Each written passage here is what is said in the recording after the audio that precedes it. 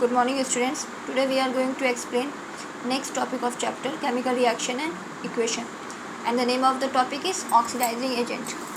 Last class में हम लोग ऑक्सीडेशन क्या होता है, रिडक्शन क्या होता है, ऑक्सीडाइज क्या होता है, रिड्यूस क्या होता है, ये सब क्लियर कर चुके थे.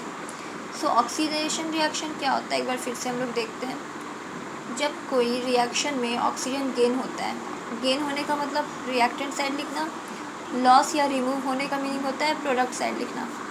तो अगर कोई रिएक्शन में ऑक्सीजन गेन होता है या हाइड्रोजन रिमूव होता है तो उस टाइप का रिएक्शन को बोलते हैं ऑक्सीडेशन रिएक्शन, और उस एलिमेंट को बोलते हैं ऑक्सीडाइज हो जाना. रिडक्शन क्या होता है, जस्ट अपोजिट टू ऑक्सीडेशन. अगर कोई रिएक्शन में हाइड्रोजन गेन होता है या ऑक्सीजन रिमूव होता है तो उस टाइप का रिएक्शन को बोलते हैं रिडक्शन रिएक्शन, और एलिमेंट जो ये जिसमें ये हो रहा है प्रोसेस उसको हम लोग बोलते हैं रिड्यूस हो जाना. नेक्स्ट है ऑक्सीडाइजिंग एजेंट. क्या होता है oxidising agent? The substance which give oxygen for oxidation is called an oxidising agent.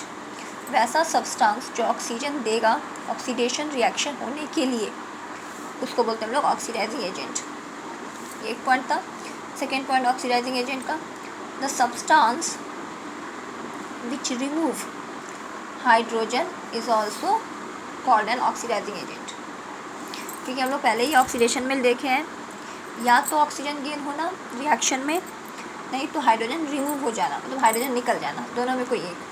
तो ऑक्सीडाइजिंग एजेंट भी वैसे ही होगा कि अगर कोई सब्सटेंस जो ऑक्सीडेशन के लिए ऑक्सीजन देगा उसको बोलते हैं ऑक्सीडाइजिंग एजेंट, या वैसा सब्सटेंस जो हाइड्रोजन को रिमूव करेगा उसको बोलते हैं ऑक्सीडाइजिंग एजेंट.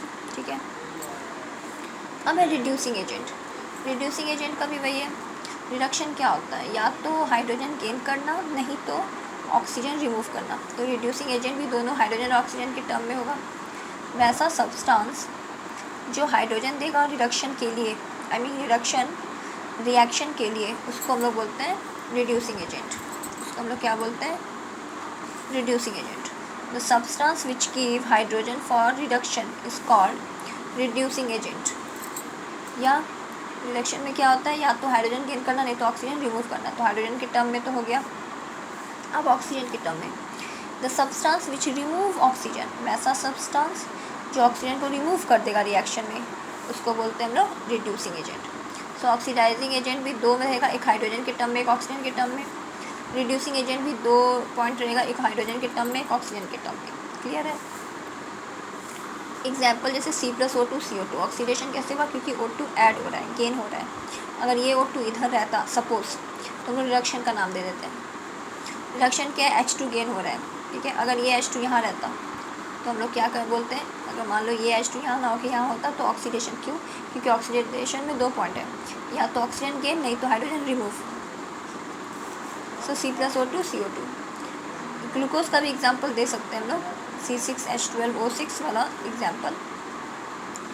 ये भी एग्जाम्पल ऑक्सीडेशन का होगा क्योंकि इसमें भी ऑक्सीजन गेन हो रहा है. C6H12O6 plus O2 carbon dioxide, hydrogen dioxide, sorry H2O water है, वाटर है ये, हाइड्रोजन डाइऑक्साइड नहीं है, H2O वाटर है, और साथ में एनर्जी निकलता है. तो ये क्या है? ये भी है रिएक्शन है. इसका ये ऑक्सीडेशन क्योंकि O2 गेन हो रहा है. और उसके बाद उसका हम लोग स्टेट लिखेंगे, ये एक्वस हो गया, ये गैस है, ये गैस के फॉर्म में, और वाटर लिक्विड के फॉर्म में होता है. दो रिएक्शन हो गया ऑक्सीडेशन का. Reduction N2 + H2, I mean Haber's process, ammonia का Haber process. Ammonia Haber process से लैब में बनता है. When nitrogen gas is react with hydrogen gas then product will be ammonia. N2 nitrogen gas plus H2 hydrogen gas, तो ammonia बना NH3. Balance कर देना है. N2 है तो यहाँ पे आगे में 2 लिखना है, तो H क्या हो गया? 3 2 जा 6, तो यहाँ पे 3 लिखने से 3 2 जा 6 हो गया. ये सब हो गया है. बैलेंसिंग करना हम सिखा चुके हैं, ये सब कंप्लीट हो चुका है. ठीक है. तो ये हो गया रिडक्शन का. अब इसमें ऑक्सीडेशन तो हो गया, इसमें ऑक्सीडाइजिंग एजेंट कौन है? O2, जो ऑक्सीजन दे रहा है ऑक्सीजन होने के लिए. ठीक है. अब नेक्स्ट है रिडॉक्स रिएक्शन. रिडॉक्स रिएक्शन क्या होता है? रिडॉक्स में दोनों टर्म, या RE से हो गया रिडक्शन, RED से हो गया रिडक्शन, OX से हो गया ऑक्सीडेशन.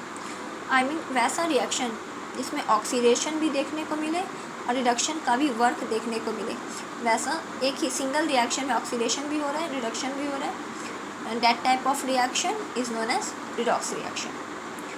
ठीक है, वही हम लिखा हुआ है, एक बार रीड करते हैं हम लोग. The reaction in which oxidation and reduction both take place simultaneously, मतलब एक ही रिएक्शन में, इज कॉल्ड रिडॉक्स रिएक्शन. जैसे हम लोग देखते हैं कि रिएक्शन एग्जाम्पल लेके Cu plus H2O, arrow CuO plus H2. इसमें हम देख रहे हैं कि Cu है और प्रोडक्ट में CuO हो गया, मतलब O ऐड हो गया, तो एडिशन ऑफ ऑक्सीजन किस में होता है, तो ऑक्सीडेशन में. अब H2O है और प्रोडक्ट में H2 हो गया, O हट गया, तो O रिमूव किस में होता है, डेफिनेटली रिडक्शन में. सो रिमूवल ऑफ ऑक्सीजन, रिडक्शन. तो हम लोग क्या देख रहे हैं, एक ही रिएक्शन में ऑक्सीडेशन भी है, रिडक्शन भी है. So that type of reaction is known as redox reaction. Next type of reaction 6 number क्या है, exothermic and endothermic reaction. Exo का मतलब होता है रिलीज, निकल जाना. एंडो का मतलब होता है आना, ऐड हो जाना. सो और थर्मिक का मीनिंग होता है हीट. ठीक है, एनर्जी. सो एक्सोथर्मिक क्या होता है, वैसा रिएक्शन जिसमें हीट जो है वो निकल जाएगा. निकल जाना मतलब प्रोडक्ट साइड हीट आ जाएगा, मतलब प्रोडक्ट के साथ हीट भी निकलेगा. सो एक्सोथर्मिक क्या है, reaction which produced energy is called exothermic reaction. या तो हीट बोल सकते हैं या तो एनर्जी, मतलब हीट या एनर्जी रिएक्शन के बाद बाहर निकलेगा, प्रोडक्ट में आ जाएगा, तो उसको बोलते हैं हम लोग एक्सोथर्मिक रिएक्शन. जैसे कि अगर हम लोग देखें example, respiration is a decomposition reaction. हम लोग decomposition reaction type of reaction में स्टार्टिंग में देख चुके हैं. डीकम्पोजिशन रिएक्शन क्या होता है, वैसा रिएक्शन जिसमें डीकम्पोज हो. डीकम्पोज मतलब ब्रेक हो जाना. ठीक है, डीकम्पोज हो और प्रोडक्ट बन जाए. और डीकम्पोजिशन रिएक्शन के टाइम बताए थे कि डीकम्पोजिशन रिएक्शन में क्या होता है, हीट बाहर निकलता है. तो डीकम्पोजिशन रिएक्शन में जब हम लोग देखते हैं रेस्पिरेशन, रेस्पिरेशन क्या है, डीकम्पोजिशन रिएक्शन है, तो इसमें हम लोग क्या देखते हैं, एनर्जी रिलीज होता है, तो बाहर निकलता है. सपोज रेस्पिरेशन का क्या होता है reaction, when glucose is react with या burn with oxygen, then carbon dioxide and water will be form, और बहुत सारा एनर्जी बाहर निकलता है, तो निकल रहा है, दैट इज अ एक्सोथर्मिक. और यही हीट या एनर्जी यहाँ रहता प्लस करके या एरो के ऊपर, तो वो होता कि वो आ रहा है, उसको हम लोग रिक्वायरमेंट है, वो ले रहे हैं ताकि प्रोडक्ट बने, तो वो एंडो हो जाता. बट एक्सो में क्या होता है, सो एक्सोथर्मिक में क्या होता है, हीट या एनर्जी बाहर निकलता है, तो प्रोडक्ट साइड लिखने का होता है. एंड एंडोथर्मिक में, एंडो मतलब चाहिए, रिक्वायरमेंट है, हीट और एनर्जी के प्रेजेंस में ही प्रोडक्ट बनेगा. तो एंडोथर्मिक में क्या होता है, रिएक्टेंट साइड लिखते हैं या एरो के ऊपर लिखते हैं. सो ग्लूकोज का फॉर्मूला C6H12O6. बेसिक केमिस्ट्री पढ़ाते समय फॉर्मूला हम बताए थे, तो उसमें हम लोग क्लियर किए थे. ग्लूकोज का फॉर्मूला क्या होता है, C6H12O6. एंड ये स्टेट क्या है, एक्वस, मतलब वाटर मिक्सअप है, प्लस O2. O2 क्या है, गैस स्टेट में, CO2 गैस स्टेट में, वाटर लिक्विड स्टेट में. अब बैलेंस कर देना है. C6 है, C खोजेंगे, यहाँ पर C है, 6 लिखेंगे.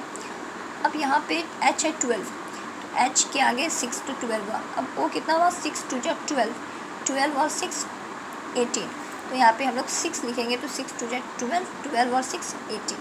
ये रिएक्शन बैलेंस हो गया. अब एक और रिएक्शन हम लोग एक्सोथर्मिक का देखते हैं. When quicklime is added to water it release energy.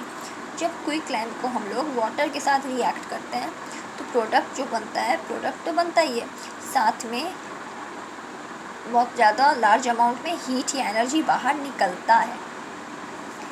अगर बोलेंगे हीट या एनर्जी चाहिए तो एंडोथर्मिक हो जाता, बट हीट या एनर्जी बाहर निकलता है, रिलीज, रिमूव, तो उसको हो गया एक्सोथर्मिक.